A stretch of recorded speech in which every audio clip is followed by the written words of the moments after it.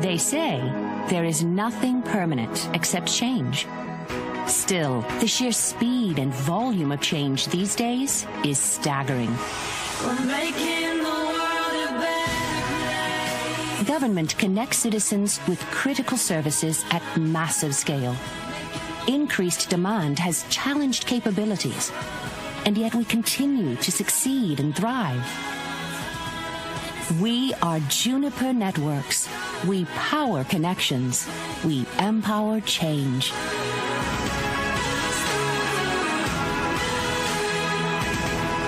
Change the world.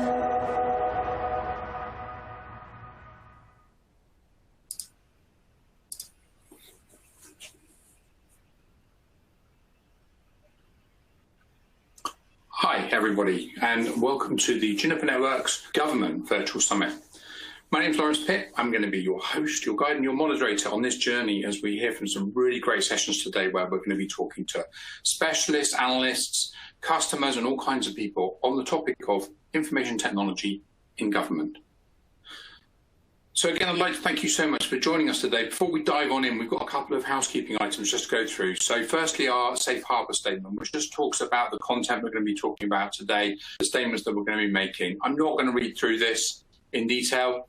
Feel free to have a scan of it just while I'm talking before we move on, and then we'll have a look at the next slide, which actually brings us to some more of the event housekeeping. So the platform that we're using today is On24. If you have a look, you've got a number of widgets on your screen. These are very customizable, so you can move these around, you can open them, you can close them. Basically, just take a moment to get the screen configured so that you're happy with it, so that you're seeing what you want in the event. If you have a look at the bottom, you'll see there's also a chat panel. At the end of the event today, we will be able to go and do a live Q&A with our presenters on the chat. If you've got any questions, please feel free to put them in. I will be looking, so some of them I will answer as we're going, others we will bring up at the end, and we will be able to ask questions at the end of the event in that panel. There's also a resources window worth having a look at, where you can download papers and studies and information about some of the sessions that we're actually seeing presented today. So have a look at the actual agenda we've got for the event. So it's going to start out, I'll introduce in a moment James Morgan, who's going to give us an introduction to the event.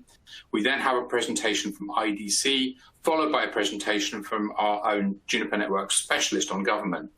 Then we have a couple of customers we're going to talk to. Finally, at the end, the Q&A that I just talked about. So without another moment, what I would like to do is to actually get things started here. And I'm going to hand over to our first presenter. So I just mentioned James Morgan is Vice President of Enterprise for EMEA. James has got a lot of experience working in ICT, and he's been very extensively involved over the years in selling solutions to public sector, as well as enterprises, service providers, and a broad range of customers. James came to Juniper in 2016. He came here from Infradata, where he was a founder and also the managing director for the UK arm of the business. James, over to you. Introduce us to the event. Thanks very much. Lawrence, thank you very much indeed. And I'd just like to echo your welcome to the people that have taken the time out of their day to join us today. I know we've got a feature-packed, highly interesting, and I think slightly differentiated webinar in terms of the fact that we're 100% live. So other than the opening credit video that you saw, everything else is completely live. And I'm really excited that the customers, partners and analysts have joined us today to make this a really, really interesting event for sure. So without a doubt, I'm not going to go into too much detail, but that's probably the most boring bullet point you're ever going to see in an intro, a day in the life of me. I'm not going to go through the ins and outs and the daily rigmarole, but of course, you know, in my role, I'm blessed and excited about the time that I spend with customers and partners in terms of the conversations that we have and the business that we enable to transform effectively in terms of the technology that we bring and wrapping that around the innovation that our partners and our customers bring. But in all those conversations, there are a number of common themes that really come up top of mind, I guess, in general terms. First and foremost, it's all about simplifying operations wherever possible, but using innovation to be able to simplify those operations and being able to really pull out the data, you know, the network, if we all think about it for a second or two, you know, the huge amount of data that traverses the networks at every single microsecond almost. How do we really deliver an operationalized benefit from that data and deliver real outcomes for our customers. And that's what organizations are looking for. Clearly, a very positive return on investment. And again, when you're focused on outcomes and when you deliver the value in terms of those outcomes, you really deliver a positivity in terms of that investment. Of course, especially when we're talking about governments in particular, increasing reliability and security, it sends a shiver down my spine when you think of the potential risk that is out there for other organizations to exploit, and how do we help ensure that that's highly secure, and every point on the network is a security enforcement point, and doing that at, of course, massive scale that's involved, and ultimately improving the user experience, whether those be in the military, whether they be civilians, whether they be individuals within different departments. How does that experience really benefit those organizations, make them more efficient and more operationally lean? Of course, it would be remiss of me to kick off any event in current times without talking about the challenging year that everybody has gone through. Governments, of course, have been really front and center of communication in a way that's really not happened before, not for many years at least, as these pandemics or crises or wars impact civilians.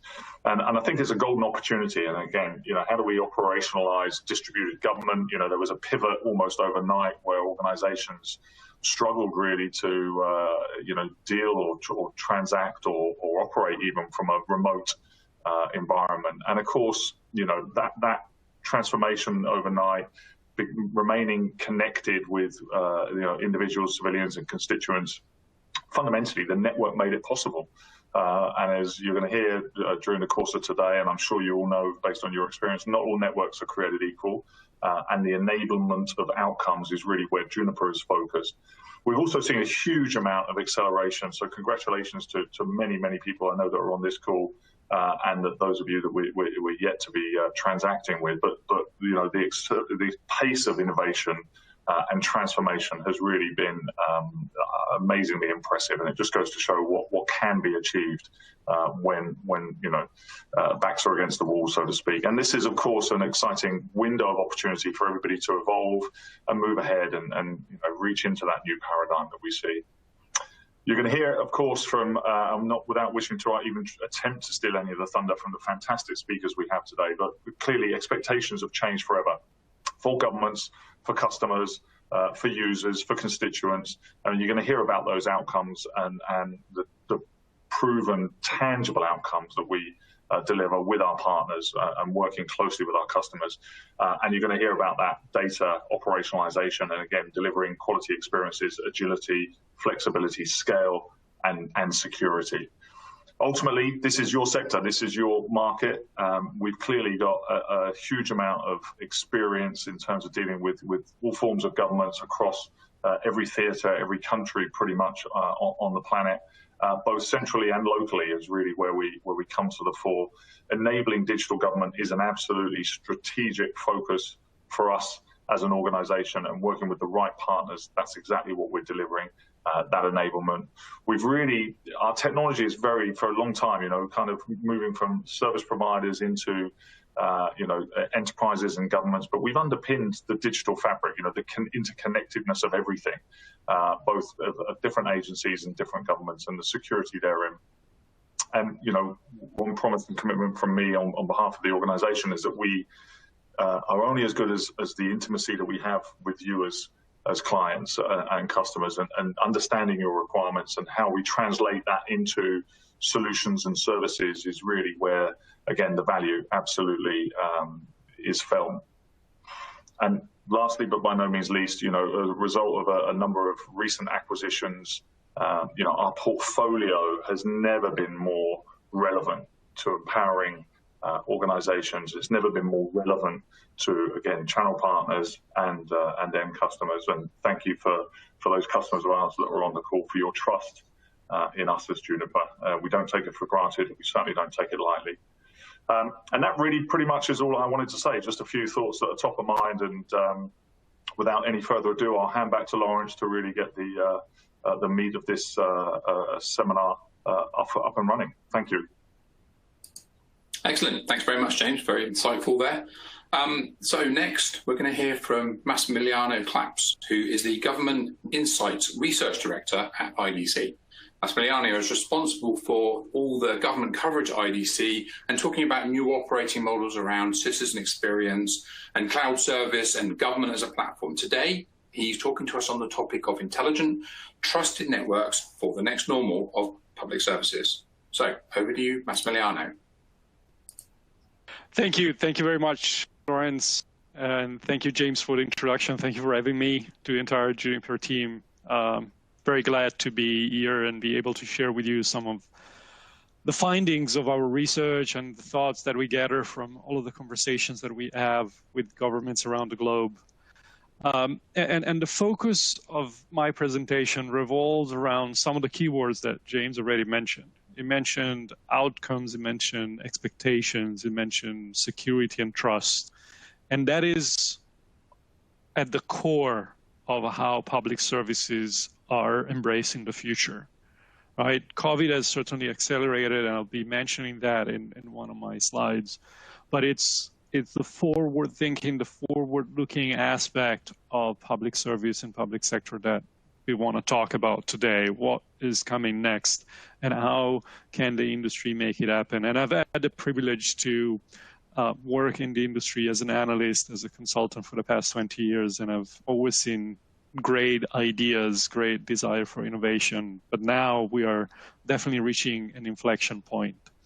And that inflection point comes from the fact that there are multiple drivers for change converging right now. Please don't read all of the details of the slide. You'll have the chance to look at that afterwards. But it's really to give a sense of what is happening in terms of using money wisely, the big critical funding programs that are being made available by government from a recovery perspective, and the fact that maybe in a couple of years that the international financial institutions, the central bankers will start to ask again the question about controlling deficit. So the choices that will be made in terms of investing in innovation in the next 12 to 18 months and how that money is used wisely will be fundamental. James talked about expectations, and definitely citizens got even more used to interacting digitally with governments during the pandemic, and they expect that to be the norm from now on. Some of the fundamental underlying changes from a demographic perspective, from a climate sustainability perspective, have come to the fore and are mature now. They need to be addressed now with urgency. And technology with all of these promises must be put into practice, and the benefits of data and digital need to be realized. Digital and data need to matter for the public sector. And of course, all of that without forgetting the fact that public service is highly regulated. A colleague of mine used to tell me, if you're in private sector, you can do anything you want unless the law prevents you from doing so. If you're working in the public sector, it's the other way around. Everything you're allowed to do is regulated by some law. So all of those regulations are the context and the environment within which public services will have to innovate. And that innovation at the moment comes in the form of sort of a twin transition, if you will, where digital is an enabler, but the long-term goal is to make societies and economies more sustainable, more inclusive, to drive prosperity, to make sure communities and borders are safe. And to achieve those long-term outcomes, it's necessary for the public sector to align and embrace with some key principles of transformation that have not necessarily to do with technologies. They are higher level principles that matter for all of the missions that governments have to deliver. It's about being efficient. It's about working in a trusted manner and earning and maintaining the trust of citizens, because governments deliver resilient service. They respect the privacy of citizens. It's about being highly responsive, inclusive, so that digital and new service capabilities are not widening the gap, but actually closing it. And it's about convenience, about making the bureaucracy, which is necessary to be process compliant, to be efficient, to avoid wasting money, making that bureaucracy seamless for the citizen, invisible to a certain extent. And here comes digital.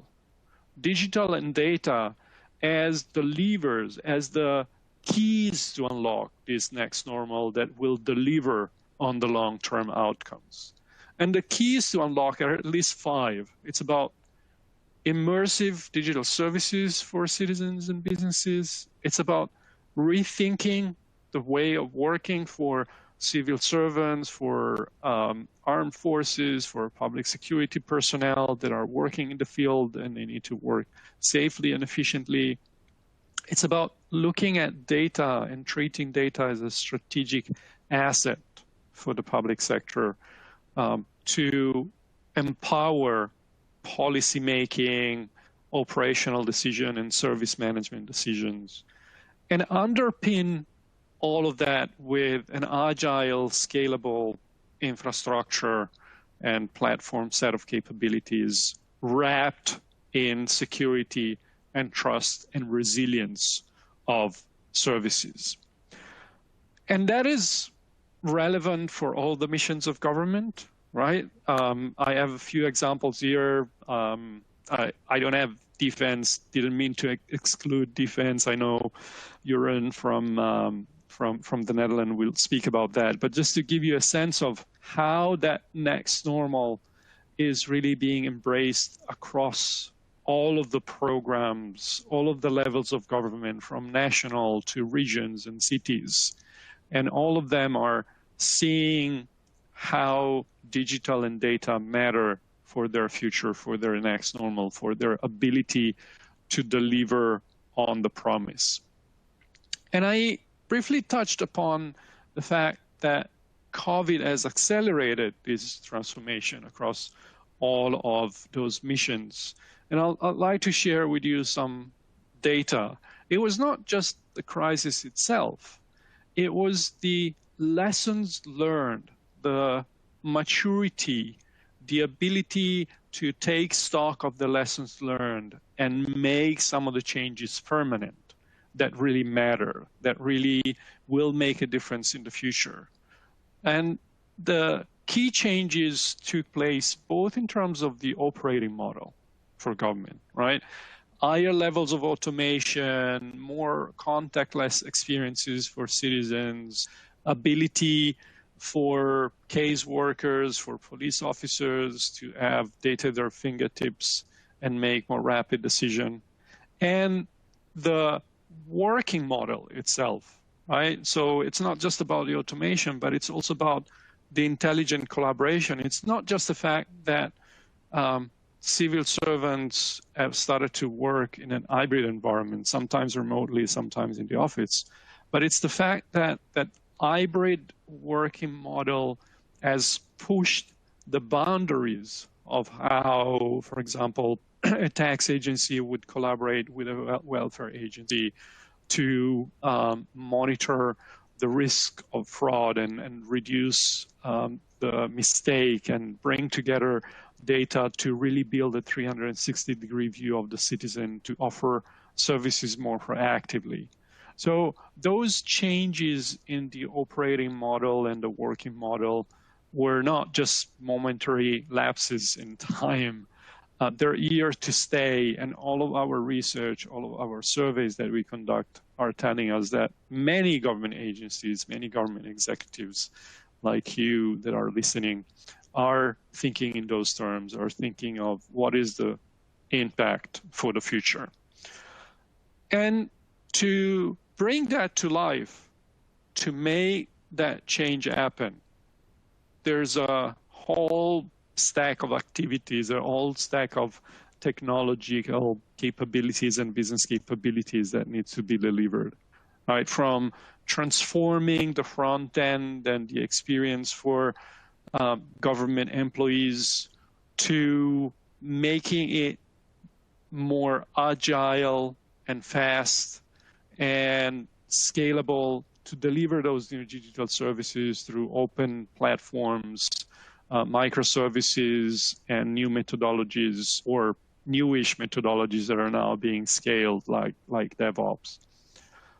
Treating data as a strategic asset. I said it before. It's not only about the fancy artificial intelligence and machine learning.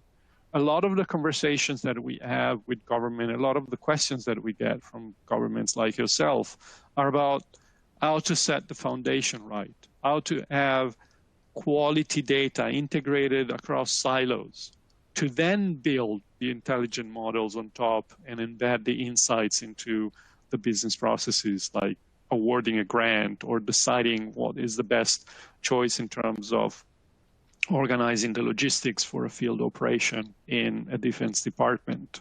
So it is the data management, the data exchange, the metadata capabilities that will enable to operationalize the more advanced analytics and AI.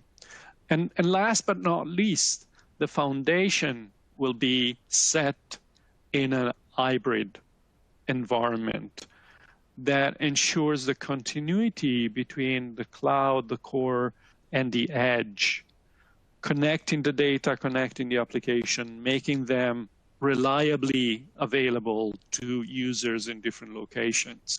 And at the core, as the kernel of that hybrid infrastructure, there will be intelligent, trusted, and assured networks. And what we mean by that is there's a new generation of network that will be necessary, that will be required to operationalize the data, to make sure the data travels in a safe manner between the core, the cloud, and the edge. And those advanced analytics and AI models can be scaled and deployed quickly for events processing at the edge, for instance, or for advanced analysis and dashboarding and planning for policy making in the cloud. The network will have to deliver that in a reliable and resilient manner without compromising on agility, right? So being easy to use, being energy efficient, being secure all the time.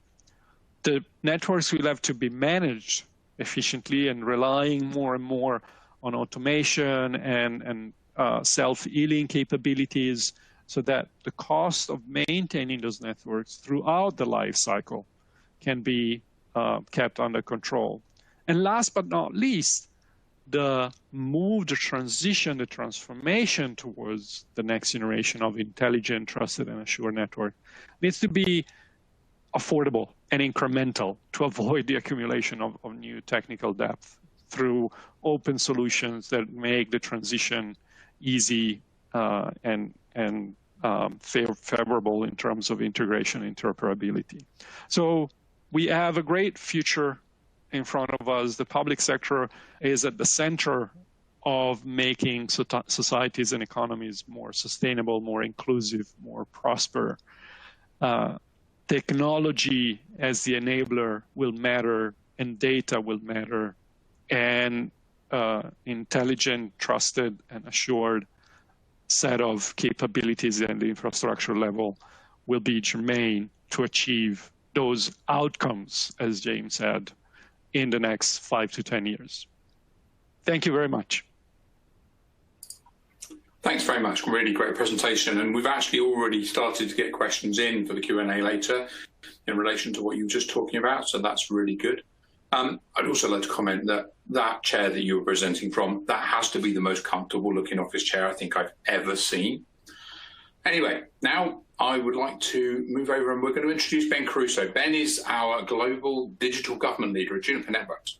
Ben is going to be talking today about transforming excuse me, transforming the experience for digital government. This is a discussion on how the AI-driven network can transform employee and citizen experiences, driving towards higher and more innovative levels of citizen involvement in areas. So over to you, Ben, and thanks very much. Hello, thank you, Lawrence. Hello, and a warm welcome to everyone joining us today. I have a short window, so let's get rolling. Here's a peek at the agenda. We'll level set experience, what that word really means to digital government and networking. Then we'll take a look at transformation priorities for digital government. And finally, I'll cover why I believe Juniper is best positioned to help governments deliver positive outcomes and enable these priorities. Demand for experience, I think everybody agrees, has never been higher. Consider these stakeholders for government. They all want a better experience, just a different better. They want the experiences that are listed in the green. Citizens want to engage with governments more easily. They want omni-access to digital services. They want better experiences when engaging their government in person. Digital services that save time and motivate engagement. Civil servants, always available applications of what they want. From home or office, seamless collaboration across multiple agencies, and productivity from any location. In other words, they want an agile work environment. In operations, they want network simplicity to outpace network complexity for a change. Instead of spending too much time manually fighting trouble tickets, DevOps, SecOps, NetOps could be spending more time collaborating with GovOps to innovate public services. As you already heard, the network is an enabler, and to enable better user experiences from client to cloud, modernized network architectures must extend insights and automation across the entire IT stack.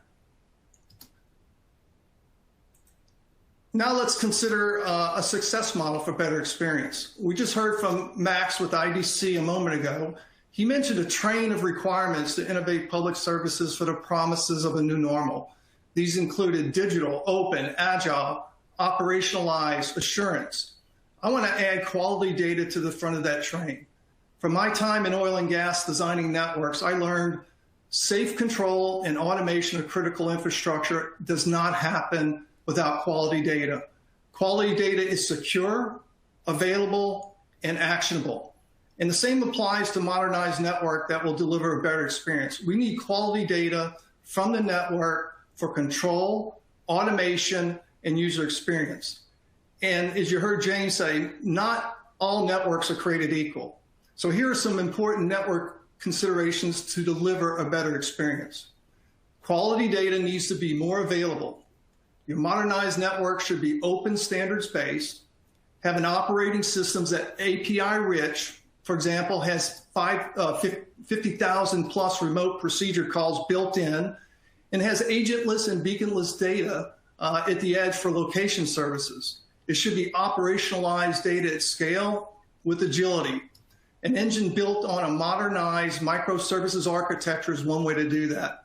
And it needs to also be API-rich and has an elegant SDK to ingest third-party quality data. And it also needs to learn proactively to solve issues before users notice.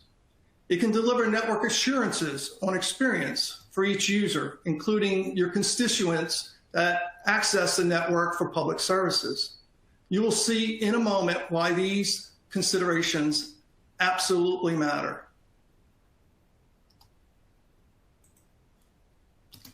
So here are some of the transformation priorities for digital government. These priorities have this rainbow of priorities kind of arranged from actions on the right and impacts on the left. And as you heard Max also mention, these priorities have been accelerated by the pandemic. The most important obvious point, your network, your modernized network needs to be aligned with these priorities, especially on the point of operationalizing data. It should enable new use cases, for simplicity or increased productivity. As an example, what if your network could seamlessly integrate with your ITSM system, like ServiceNow, to automate processes, or make the government workplace safer, or virtually guide citizens in rail stations or airports or places of government where they work?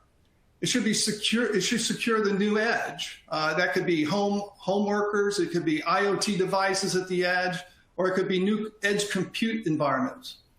And also, obviously, really driven by the pandemic, is enable a hybrid workforce with agility. It needs to provide network assurance for connectivity and access. These priorities place an already growing dependency on networks, and Juniper is here to help.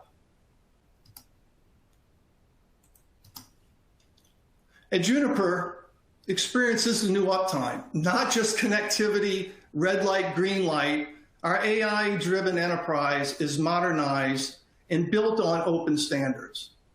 It's API-rich, has quality data, can operationalize data at scale. Just as Walmart, Fortune 1, can deliver assurance with service levels on experience and enables positive outcomes you see up top. The AI engine operates on a modernized microservices cloud architecture. What this means, changes in new services can be added seamlessly. In fact, we update and add services every Wednesday. Set the progression at the bottom of the, see the progression at the bottom of the chart, how the engine operationalized data. I won't do this progression justice. Let us demonstrate this to you. Because if a picture is worth 1,000 words, our demo is worth millions. So I encourage you to please check out this demo if you haven't seen it. And in the middle of the chart, note the dates, underscored by client to cloud connectivity. This is a very impressive pace to extend AI-driven insights and automation across the IT stack. I believe Gartner validated this in 2020 with our leader position for wired and wireless execution. In 2018, we're located in the bottom left quadrant, and in just 2 years, we're at the top right. A snippet on 128T, further to the right on the chart, it enables zero trust, tunnel-free, bandwidth efficiency connectivity to some of the most remote places on the planet. So we have a demo on that as well. And Apstra provides closed-loop intent space automation for data centers. Again, please check out that demo. So who does Juniper serve? Juniper enables public services in partnership with many governments and public institutions across the globe. From central governments to research and education, and basically every department or agency. Some examples. We help central legislative agencies create a cloud-ready data centers to improve scale, agility, and application service levels. We partner with cities to simplify operations and enable smart city initiatives. For example, a city of 30,000 employees can be operated with a staff of 4. That is operational simplicity. And also, central IT organizations are choosing Juniper to automate their WANs to enable public services across all their agencies and extend connected security across the network. So here's I think a solution that's near and dear to my heart. The pandemic gave us many challenges, obviously. One challenge is mobilize a highly distributed workforce model and maintain the same levels of productivity inside a budget. This mobilization, as we know, was very, very rapid. It created limited visibility for at-home workers and at times unsafe conditions for those that had to return to the workplace. In doing so, it increased the cost of operations. So the new challenge, I believe, is what the workforce model will be to optimize worker flexibility and productivity in the future. I believe this challenge will be fluid for the foreseeable future. And this is why I believe if you look at Juniper's experience-based architecture, we can support a hybrid workforce model for digital government. We can set user experience service levels for every civil servant. This will provide assurance for collaboration and productivity from any location, at home, in the office, or in temporary workspaces. Operations can leverage a single experience dashboard and dynamic packet capture to reduce truck rolls and quickly identify issues proactively. Instead of chasing ghosts, this is simplicity outpacing complexity. We use wireless location services to collect quality data through our onboard patented virtual Bluetooth low energy antenna array to enable safe return to the office or engage with citizens for a better experience in places of government. So with that, I'm going to conclude with 3 requests. Please check out our demos. Give us an opportunity to solve your toughest network challenges. And please stick around to enjoy our next set of speakers. Thank you. Back to you, Lawrence. Thanks ever so much, Ben. Great presentation there. So our next 2 presentations come from customers, both located in the Netherlands, but as you're going to find out, both with very, very different areas of focus. Our first presentation comes from Steen Grove, who's the MD and head of the Digital Gateway to Europe at the Dutch Data Center Association. Very long title. Steen's conversation today is going to be talking about digital government trends and innovations that can help with the long-term aim of assisting governments as they want to become more and more citizen-centric. So over to you, Steen, if you would like to take it away. Thank you very much, and welcome everybody. I will present about the growing importance of our digital foundation, because everything that happens digital is relying on a solid digital foundation. I'm from the Dutch Data Center Association and Digital Gateway to Europe, the National Trade Association for Data Centers in the Netherlands. Government is about the people, we the people. And if you look at government, it is of the people, it's by the people, it's for the people. And digitization has made tremendous improvements and becoming more customer-centric, more transparency. But it's also given challenges in sovereignty, the challenges of digital transformation, energy transition that's very much focused also on the digital part, and especially now on the recovery after COVID. How can we maintain our economy, especially in the Netherlands? You saw that the drop down of the economy was limited due to the fact that we have such a strong digital infrastructure. The economy is not the digital economy anymore. It's the economy. It's becoming so digital that there's already a real transition there. So if you're talking about a digital economy, you're already talking about the economy because it's so reliant on digital. The same with society and the same with government. Everything now is data-driven, and the world is really transforming rapidly. And many more things are coming and faster than before. And if you look at, for instance, linear TV, that's dead. If you're talking about, if you're asking young people, are they watching normal TV at this moment? Well, most of them are watching on demand, and they sometimes do not have a TV anymore. A TV subscription. The biggest bank in the Netherlands, it calls itself a tech company with a bank license. That's how far the transition has gone. And if you're looking at numbers, children, youth is almost 6 to 7 hours online per weekday. It's really online all the time. So there's a huge transition, and there's a huge reliance on that digital infrastructure. Also, if you look at the numbers, digital economy, the top 10 of biggest companies in the world, 7 nowadays are tech companies. So the importance is enormous. And if you're not transforming, you're dead. And so lots of old familiar names are gone because they didn't transformed, digitally transformed. And then everything was online. With COVID, we really saw that a strong digital foundation is really important to keep on learning, to keep our economy going, to keep connections and communications going. And it changed everything, and I think it will change the everything for the long run, because we're not going back to the days before COVID in many things.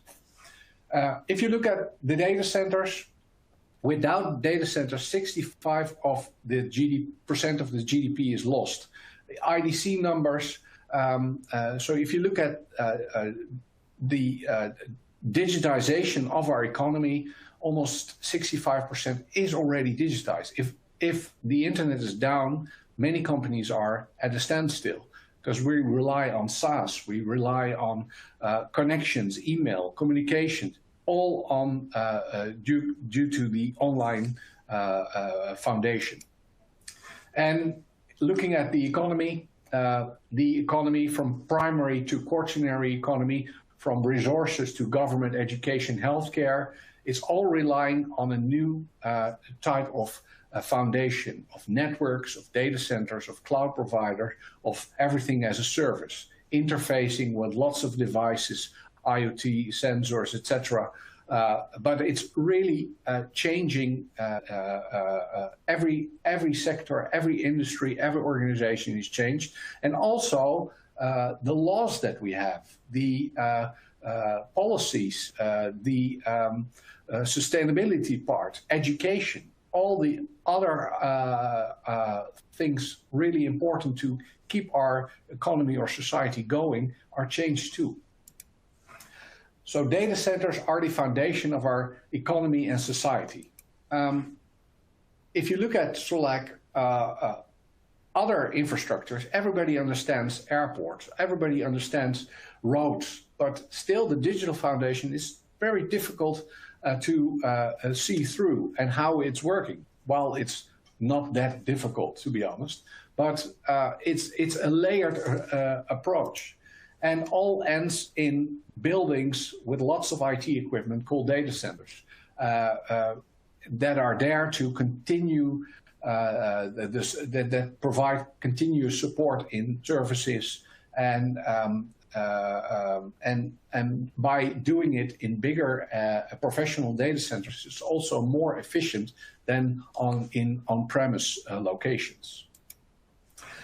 If you look at the Dutch landscape, you have a data center almost every 30 kilometers away. So it's a very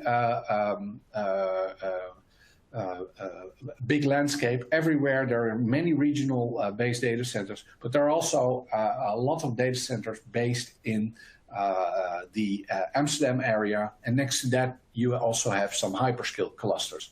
So it's a very well-developed market, really in the heart of Europe. And while we had already a large airport and a large harbor with Rotterdam, you see now that there are also a large digital hub connecting all the European countries. So with Amsterdam is one of the 4 larger hubs, the most important hubs, together with Frankfurt, London, and Paris. And you see continuous growth. These are the growth numbers. With the importance of digitization, see the importance of these, the hub growth.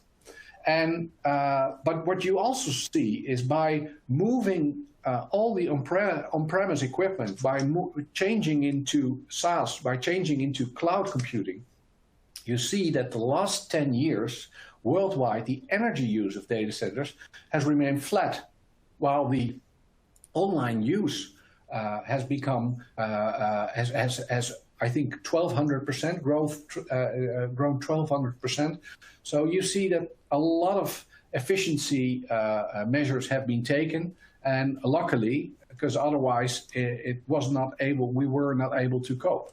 So, and also in the long run, we see that flat line by moving to more efficient workloads, by moving to more efficient data centers, by shutting down older data centers, we see that we continue that line.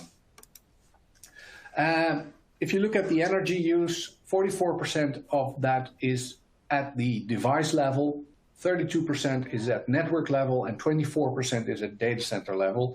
And there, the 4% is on the cooling, on the facility side, and 20% is on the IT side. And the reason why the energy use has remained flat, these are IEA numbers, the International Energy Agency, you see that there's been a tremendous move to hyperscale and cloud application, and traditional IT is moving away. So people are connecting to the clouds, moving out their on-premise equipment, moving it to larger professional data centers. There's a lot of myth and facts. Data centers consume too much energy. Well, actually in the Netherlands, it's 0.32% of the energy consumption. 88% of the electricity use is green. So you see that there's a lot of change, we're at the forefront in moving towards a 100% green sector. 11,000 people work in the data center. So it's already a fairly big sector for the Netherlands. And they are fundamental for so many other jobs. If you look at residual heat, all the electricity is transformed into heat, almost all. And there are already a lot of projects ongoing in the Netherlands by reusing the heat. So 2,500 homes in Groningen, in the north of the Netherlands, 1,300 student apartments, and we see that projects are moving and are coming online. So a lot of improvement there. And why not waste that energy? We need to use it. Also, a very limited water use. You see that there's a lot of attention on data centers, but the actual resources it needs, also the land it needs, is actually fairly limited. Also, one of the first green deals in Europe that we work together as a data center industry with the European Commission was created in the form of the Climate Neutral Data Center Pact. And you see almost all the major operators are in that pact, and they have made it an ambition to become CO2 neutral in 2030 for the whole of Europe. We think that in the Netherlands, we're at that level at 2026, so already fairly nearby. But for the whole of Europe, 2030, 100% renewable at 2030, and also focus a lot on recycling and on using the residual heat. Then looking at the future of digital government. And if you look at we the people, for the people, governments aim to become more citizen-centric. Digitalization is helping them to meet the expectations of today's end users, today's users of digital devices. Everybody is online, and they're expecting also that the government is also online, that the government is also changing its model at the same pace as all these services are changing their models. So it's very important that government is really focusing on that and changing their models. And by becoming more tech-centric, more focusing on online services, it will improve and enhance these connections with the public, and also will help the energy transition, moving towards a climate neutral way of running a government. So it's very important and a crucial point. If you look at some examples, one of the first digital projects on municipalities was the municipality of Molenwaard, a Dutch municipality, and they were the first to be a municipality that sold their town hall. They actually sold their town hall. They do not have a fixed location anymore. And actually, by moving all to digital, they increased the service towards their citizens. They are now having meetings close by in each area of the municipality, nearer to the citizens. If there are the simple tasks that the municipality needs to do, they have all moved that towards a digital environment. And if it's becoming more difficult, they just visit the citizens to help them. So they changed the whole model, and this was really had a lot of focus. But here you can see that by changing your model, you really can improve how you interact as a government with your citizens. Also, it's also an approach. Many big government projects are always risky projects. They are running over budget. They are too late. And actually, looking at the New Zealand government, they actually made a bold statement. They said, we're not going to develop, we're a small country. We're not going to develop our own IT anymore. We're going to take it off the shelf. There are so many countries in the world. There must be other countries that had a working solution. Why not use that? And why not use that instead of developing it ourselves with all the risks, with all the money involved, with all the expertise that we need to have in our government? We don't have that. So they really changed the way how they worked with online services, online application. They really changed that model. And they were actually one of the first that were able to move all their existing IT devices towards a cloud provider, actually a foreign cloud provider who had hosted it in Australia. So they moved to AWS in Australia, their traditional IT systems. And they really changed the model, and they're actually very successful. And their spending has also been really under control by that. So it's really changing the way they look at it. Also, it's really about, if you look at government, you need to change. And it means also there's a lot of things going on about, of course, about data, about protection, about security and privacy.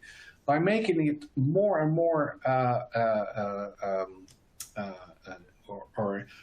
broader projects and doing everything yourself, you're also limiting yourselves.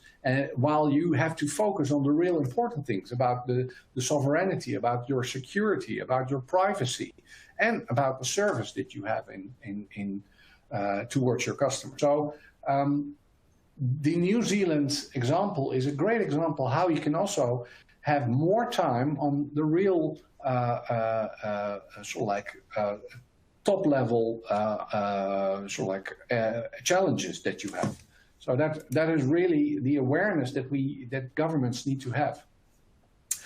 And also one of the things that is really important, if you look at the laws and regulations, and it's in the Netherlands, it's a prime example.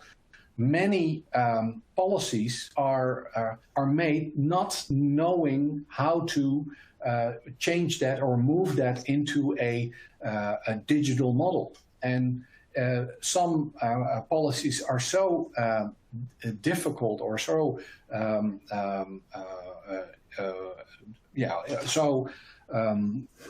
difficult to create a digital model. They do not run in a correct way, and they create lots of problems. So by having more and more politicians that are aware of that make policies that are actually practically feasible to make, that is really key to also run your government. So it really starts already on the political level. If you make a law, you also need to be aware that it needs to be practical also in a digital way, because all the policies are now translated in a digital service. But also an example of green digital government, a great example. In 2010, there was a data center consolidation program. So there were 64 locations of the Dutch government, and they actually moved it towards 4 large locations. They halved the ICT energy used. So by moving from 64 to 4, they halved the energy use. And that's now more central, it's now more standardized, and by that also they are able to respond quicker, to change, to make changes quicker. So a great example of how this has been done by Dutch government. And that is also, if you really, there's a lot of talk about sovereignty. There's a lot of talk about keeping the data within your country, but also about where do we, what are the alternatives? Are there any alternatives? I think Gaia X is a great project, if you look at that, to look for a answer towards the large tech companies who really have actually far better solutions at this moment in Europe than European players, because they are bigger, they have more speed. But I think that governance also are really the solution to the problem, because how did the other alternatives become so great? Also because for instance, the US government is really leading the way in handing out IT projects towards large players, while they can grow on, where they can develop their solutions.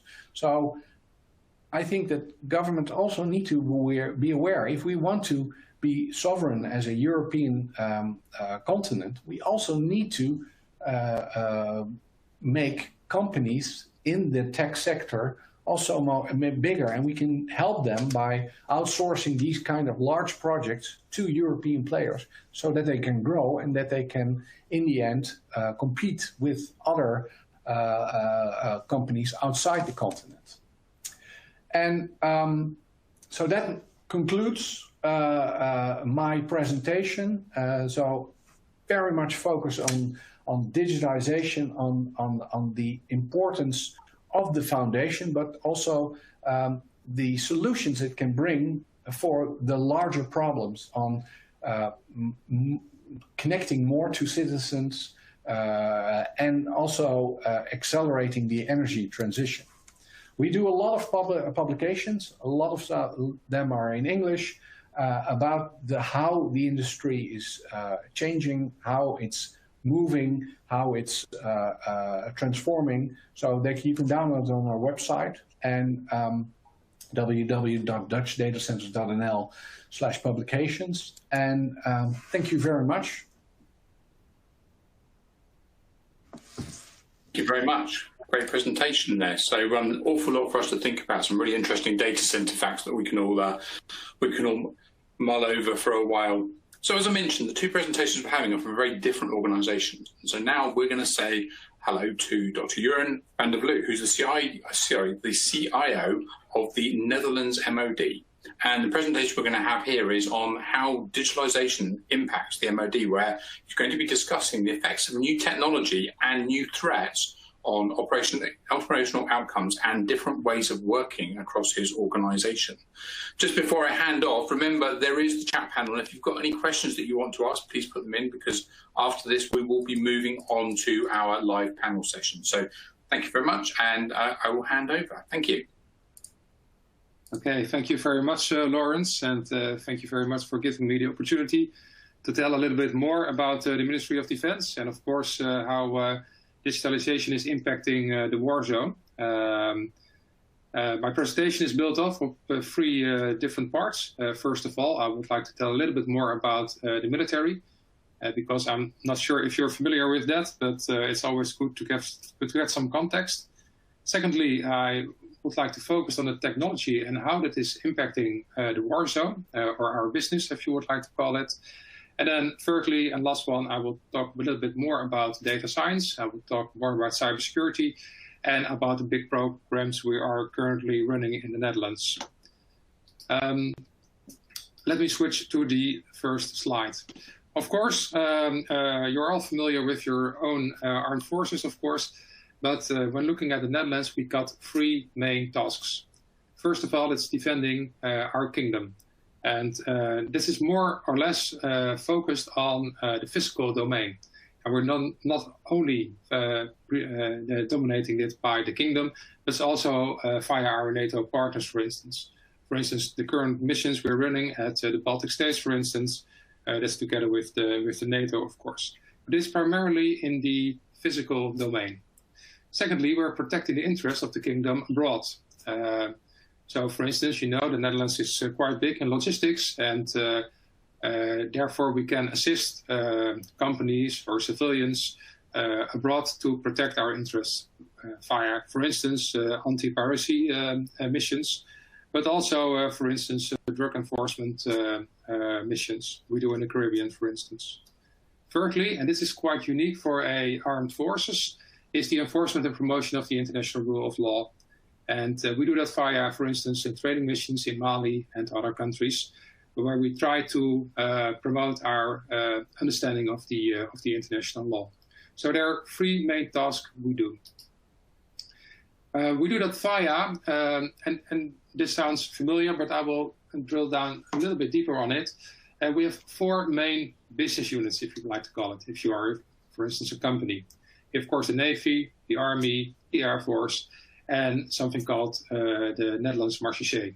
And Marché is, for those who are not familiar with it, it's border patrol and border control and military police. So, for instance, when you're entering the Netherlands via Schiphol, most of the time, the first people you see are the Marché. But besides those four big entities, we have some smaller entities. Two of them are focused on support functions, but three of them are, I think, should be on the first line, as you would like to call it. It's the military intelligence services. In the Netherlands, we have our own military intelligence.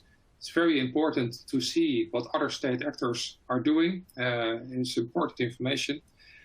Secondly, we have our cyber command. It's not only about defending our interests, but also looking at how can we use cyber as a weapon. And thirdly, we have the Special Operations Command. And together, that make our armed forces. So,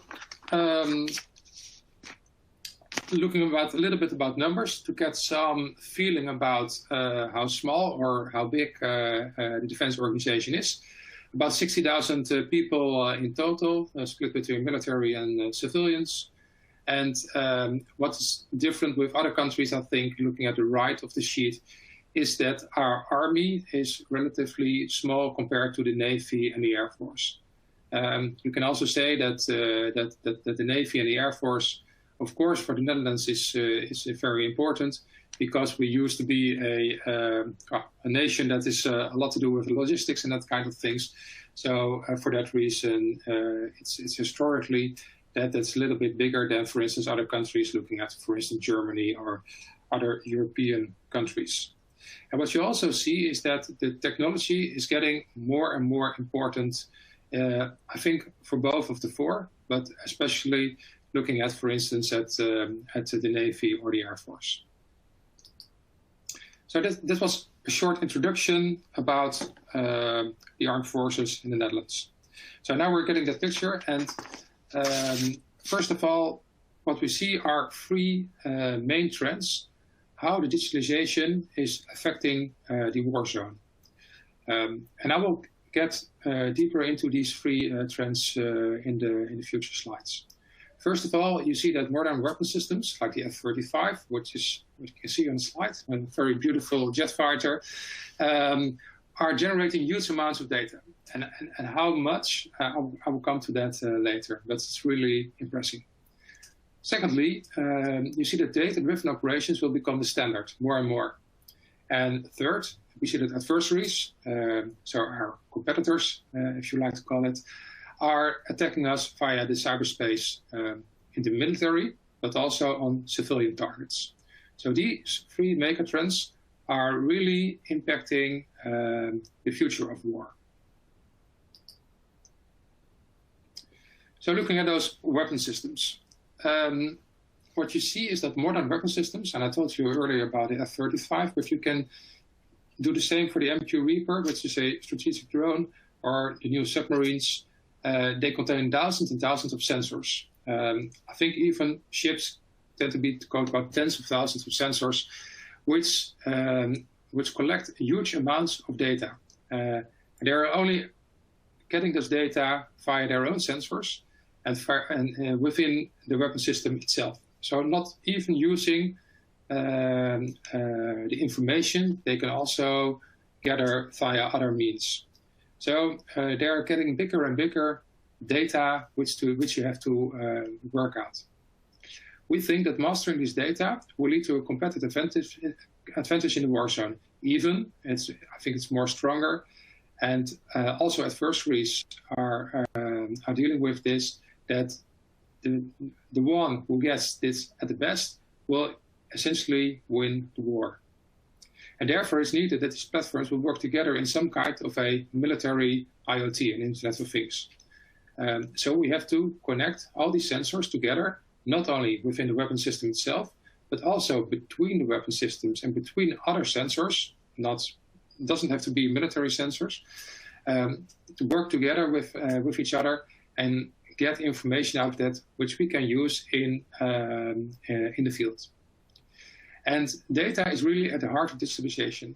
When you're doing this right, I think that digitalization will improve to be more important in the future. And of course, you can derive a lot of data, and therefore we decided to focus on 5 fields of development, which will come back later in. Data-driven operation will become the standard. What's very difficult for us, I think what's different with other organizations, and for companies, for instance, is that we have to share it across all the platforms. And it's literally from space to boots on the ground. We have our own military satellites, but we have all the guys you see walking on the sheet, which are really with their boots on the ground. And we have to get that information towards them or towards a commander on a ship. And just distributing the data won't help them. So we have to provide them with the right information at the right moment to make the right decision. And for instance, we have a big project where we can derive the information from that streams towards really some iPad or tablet on the wrist, where they can see the information they need at that moment, and also can choose and drill down what kind of scenario is the best for me in this situation. What's very difficult for military communication is that it's often very limited. What do I mean by that? Is that what you see, we cannot always use satellite communication, for instance. Military satellites are very limited in bandwidth, and often you don't want to use commercial satellites, for obvious reasons, of course. But that imposes us to a big challenge on how to get the data from one point to another. For instance, we still use UHF, LF, VHF means of communication, which can only deal with very limited amounts of data. So we have to do a lot about not only encryption, but also compression to get the information from one side to the other.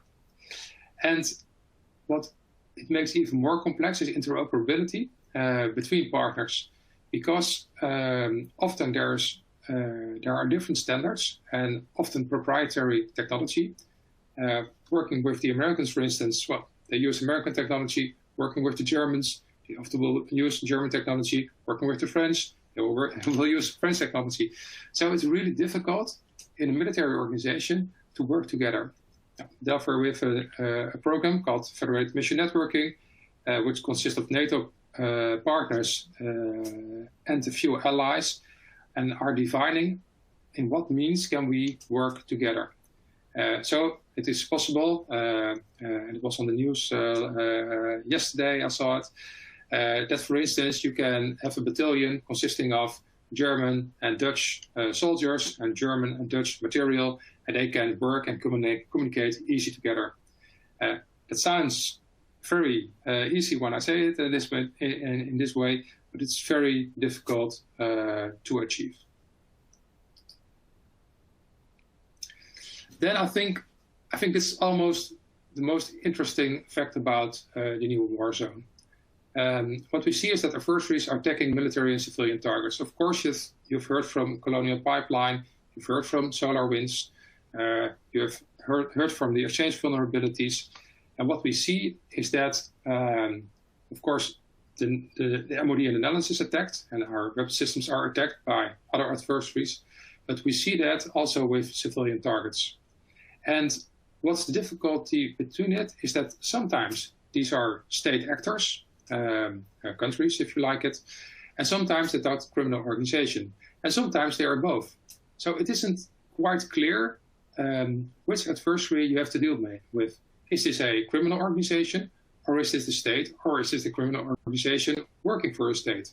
For instance, looking back at Colonial Pipeline, I think it's attributed to another country, but it was a criminal organization. But it was a criminal organization working from another country. So it's very difficult. What would they like to show us with that kind of an hack? So this is about our adversaries. And for instance, looking back at the history, you see that, for instance, an F-35, you can't buy an F-35 jet fighter. It's simply not possible. You have to be an ally of the US. And that's not the same with modern cyber weapons. Secondly, espionage is often underestimated.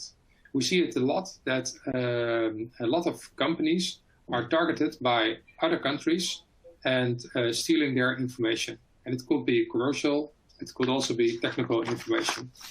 And I think it's a big deal to protect yourself from it. But we see it the same as for the Netherlands and for the MOD. And I told you about some recent examples. Of course, you all know about them. But it's really good to look at from how does these examples look like, and what can we learn from that. Our focus on data science. I told you before, you can do everything, but it will get you to nowhere, of course. So we decided to work on 5 areas of data science. First one, unmanned autonomous systems. It's very important for us, and you see on the picture this guy with this huge bomb, and really you don't want to do that. Hey, it would be great to have a robot detonating a bomb instead of a human doing that. It's very clear that you want to do that by a robot. But for instance, looking at lethal unmanned autonomous systems, it's imposing big ethical and legal issues with that. So it's not only with the technology side, but also with the ethical and the legal side, on which cases you want to use that kind of unmanned autonomous systems. We think that this will bring a huge impact on the war zone also. Military decision-making and intelligence, how do you get the right information on the right moment to the right person, making the right decision? Predictive maintenance and logistics. Of course, we have a lot of material, and we want to know how and when we want to do the maintenance. In the earlier days, we did it on a yearly basis, just putting a ship ashore and putting someone out of service to do the maintenance. And nowadays we're looking at, well, when does it need the maintenance to be done? And that's really good doing with AI, for example. HR analytics, we are a big company, and of course military are often specialized in a certain area. And we're also looking at how can our HR analytics help us to get a better workforce planning. And especially safety, last but not least, what we see is that humans are often evaluating the risks not in the right manner, or to positive or to negative. And what we see is that when you're using that, for instance, with data science, you get a better risk assessment. So there are the 5 things the areas we do. Then it's also about how do we do that? We invest a lot of time and energy on educating our own people. We focus there, first of all, on the top management of defense, or the top 150, to learn them about AI, to learn them about data science, and how they can use that in their work. And now we're also rolling that program out towards the rest of the Ministry of Defense. We also built our own defense big data analytic platform. That's how it's called. But you can imagine that a lot of the information we have, we aren't allowed to share that with others.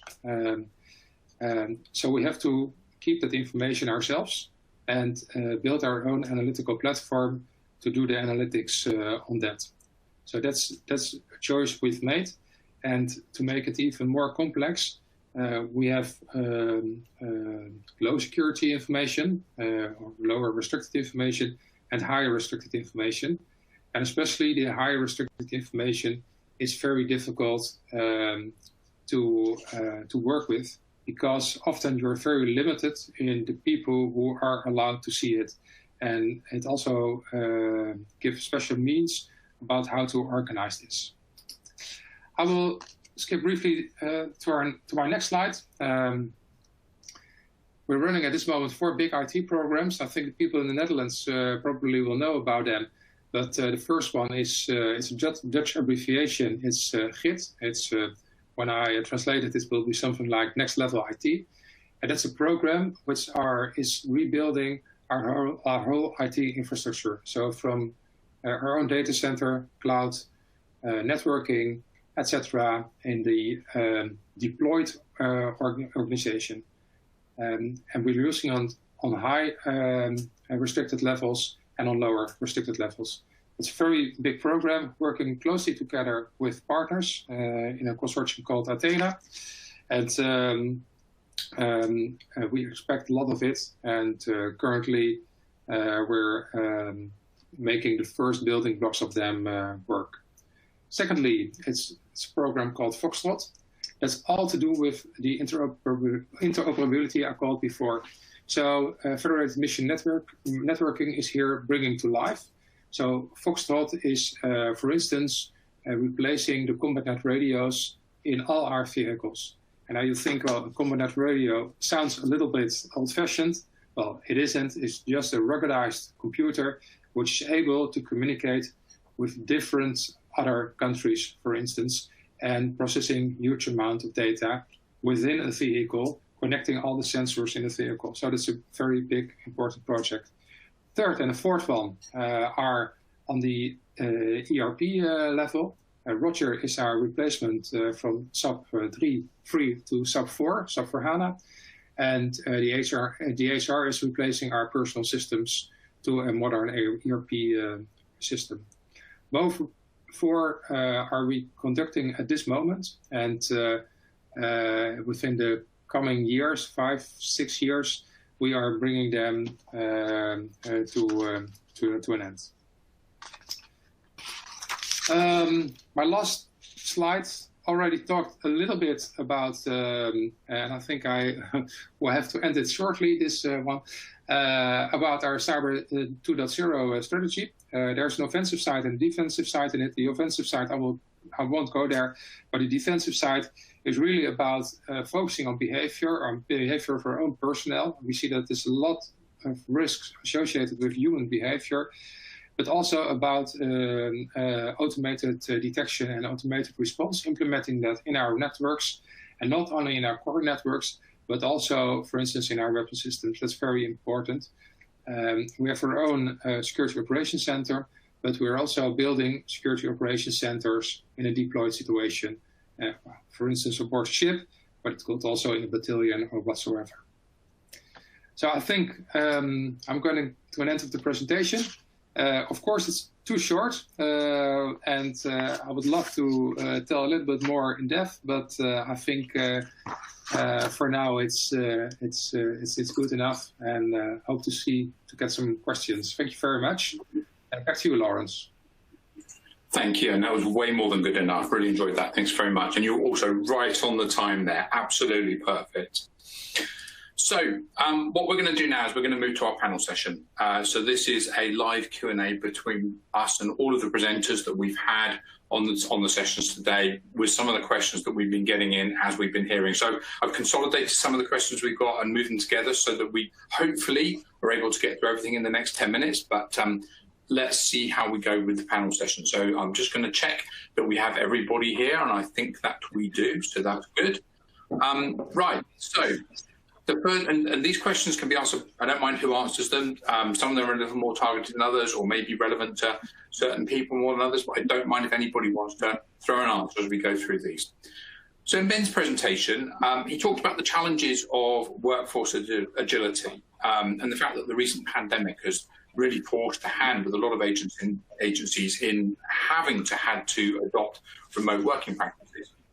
As we're now really starting to move back towards a more normal world, which of the areas do you think that Ben was talking about are really going to make a difference in actually helping people to get back into an office in a controlled manner, whilst still enabling the new flexible working models that we've actually all got so used to? And I guess examples of this could be the adoption of tools that aid with visibility into the whole user experience at home and in the office, because that could be a big plus to a lot of organizations, and so probably worth the continued investment and innovation. So what sort of other things, when you're getting people back, do you think would be helpful or useful, powerful technologies to make that successful?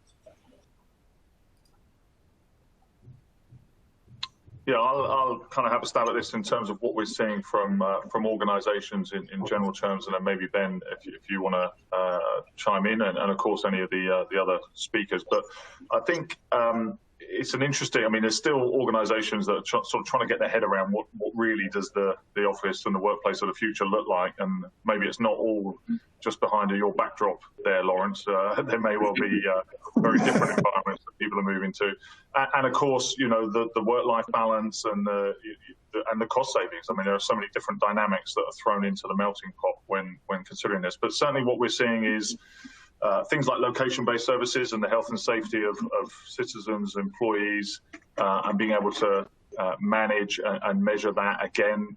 Something that demands real-time data, being able to action that insight that the data's bringing to you. So how do you do that in a real-world environment? And of course, machine learning, deep telemetry, artificial intelligence plays a really big and important role there. When there's a maximum occupancy kick in, and how do you manage and how do you control those sorts of environments? So I think it's very interesting. I think there'll probably be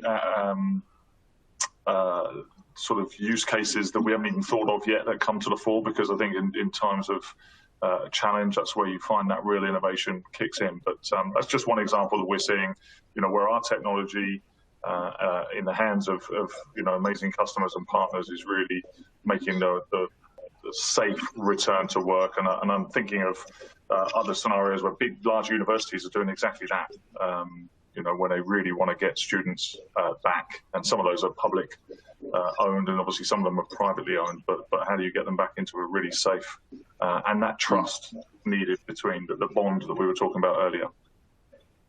Yeah, and it's great. Let me add to what James just said. I think the thought there is obviously no one knows what the future holds. So it's really just about trying to build a one architecture that accommodates any sort of shift of people from home, working at home, people working in the office, whether it's 70-30, 50-50. I think that's the premise behind workforce agility and building that solution that's really experience-based, no matter where you put your employees. Because I think, as James mentioned, there's cost benefits for folks working at home, but you want to make sure when they come back to the office, it's a safe environment. So that's the premise: build one architecture that has delivers many outcomes. Thanks very much, Ben. Thanks. So I've got a question that's come in for Jürgen here, and it's maybe a little bit of a thought one, but the question is, so when you're looking at defensive cyber type capabilities, there's a balance. And so how much do you think when you're thinking about those, is actually the balance between something that you would consider because it's sensible and something that you consider because that's actually a policy issue that has to be done rather than strictly being a technology conversation? And the example I've been given here is providing awareness for people of metadata that lives inside photographs that can identify where that picture came from or something like that. So, that's a difficult balance. So how do you think about that, or how is that considered? Well, I think it's quite a difficult question because when just looking at the MOD, for instance, just only the MOD as an organization, you see that we have to spend very much. We have to even more money on cybersecurity than we did prior. But I think we don't spend enough money yet. And that's because the real cyber threat is quite intangible, and people tend to spend their money on physical things. For us, it's weapon systems, but and less on cyber technology because it's as I said, it's intangible. So we are educating our people. And telling our people a lot about those cyber threats and what we see every day on an everyday basis, and I think that's important. I think that I'm not really. I don't want to mention real numbers, but I think it should be 10-20% higher than we do nowadays in the forthcoming years. So I think it's very important to really stress the importance of good cybersecurity, and not only on the technical side, because what I mentioned in my presentation, we see a lot of people, and also working from home, for instance, doing it not via a secure way. And I think sometimes Western society as a whole is quite naive about those cyber threats from other states, but also from other companies on the espionage, for instance. That's a really, really good. Thank you for that. That was a great answer. It's one of my pet topics is around the whole security awareness thing. I mean, it's one of these conversations where there is never any harm in even getting people right back to the basics when you're looking at these things. And the more we can drive awareness within staff, with citizens, in the government, or within employees or whoever, of things that could happen, the more they then, because they educate their friends and their family, and everybody becomes more aware as a result of what you're doing. So I think your answer was really, really good. And I think it's something we can all really think about in terms of just how everybody does things, not just the MOD. Okay, so on to the next question then. I think this one's probably more aimed at the data center side of things. So when we talk about the AI-driven network, using an AI-driven network obviously has clear benefits in meaning that you can start to join line of business management and operations together and create single units. This means that organizations can start to benefit from scale options in things like purchasing and product strategies and stuff like that. Now, obviously, with the data center side of things, you have to have a network that has got to be as optimal as possible to make that work for the customers who are coming in, knowing that they're going to get the speed and the performance they need, their data is protected, and everything's kept safe. I mean, could you think about maybe some real modern network benefits that people should be thinking about today when they're considering the move from their own environment into a data center or cloud services, or merging the two together to give them the best way of doing business in this world?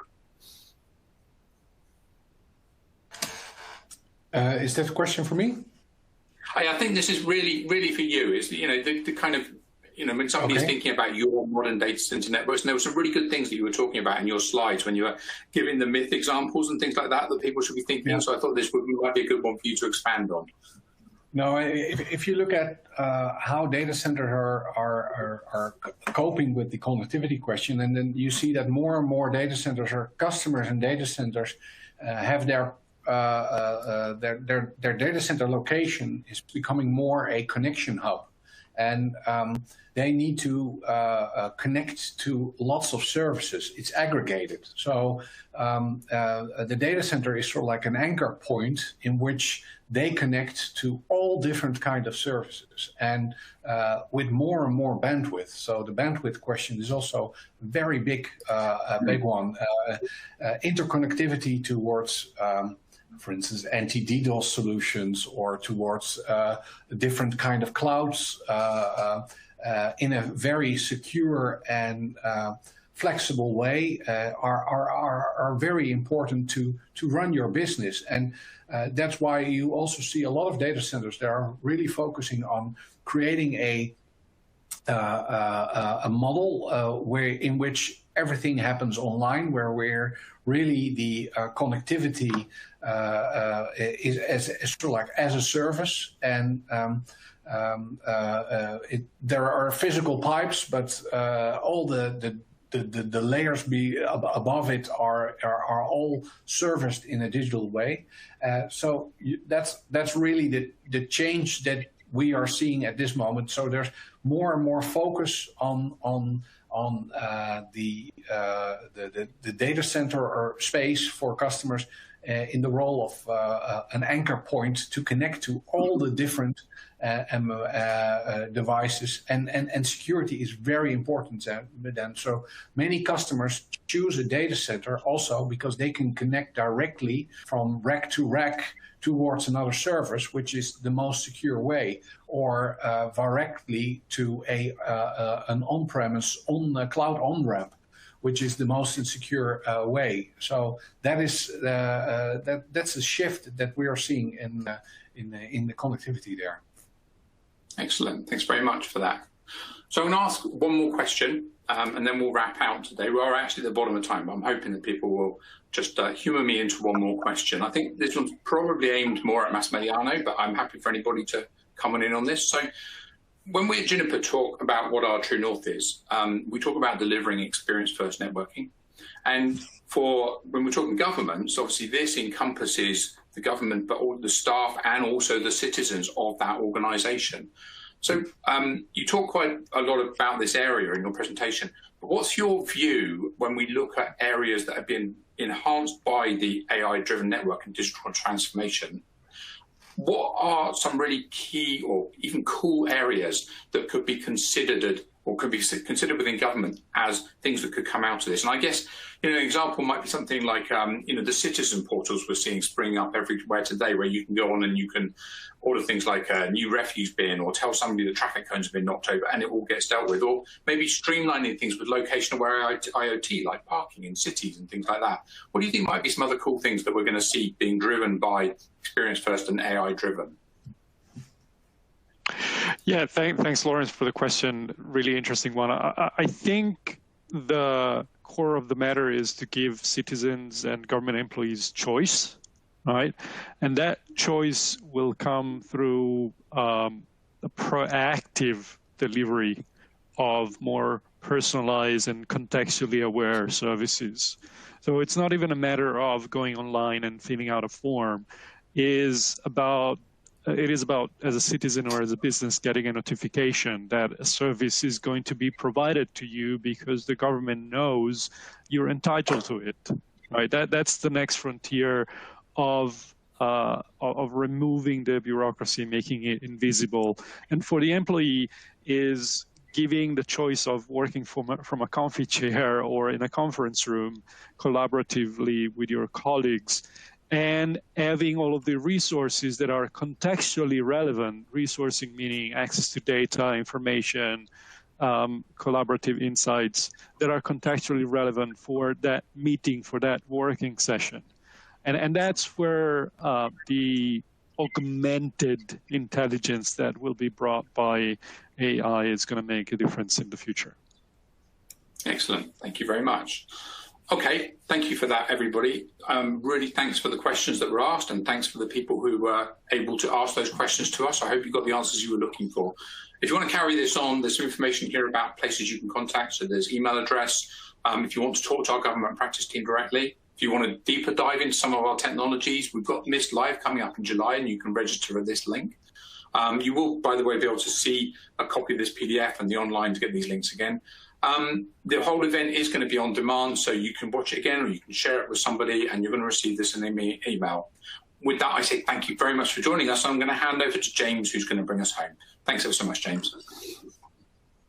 Thanks, Lawrence, and thanks again to all the speakers. A really insightful, educational, informative, and interesting series of presentations. Really appreciate that.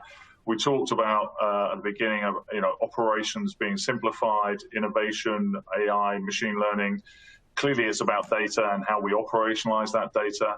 And again, Juniper would be delighted to help have some of those conversations and share with you what we're seeing across the board.